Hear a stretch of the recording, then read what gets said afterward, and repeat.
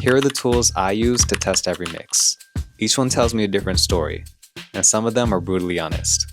First up, my old Rocket 6s. To be real, they're not the best for mixing, especially because my room isn't treated. However, they're great for feeling the vibe and letting you feel how the music moves in a space. These I love. These are the KZ-ZS10 Pro Linsoul in-ears. These are pretty unforgiving when the mid-range is harsh. If the mids are too forward, it's actually uncomfortable.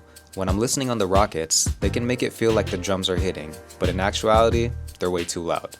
The Linsouls catch that. Then I've got this baritone, kind of like an Auratone. When the low end sounds huge on the Rockets but disappears on this box, that's when I know it needs saturation or more harmonics. My ATH M50s aren't my main reference, but they're super helpful for checking if my stereo field is wide enough or too mono. They also help me catch when the high end is too hyped, especially in vocals or hats. I also use Sonobus to send my master signal to my iPhone.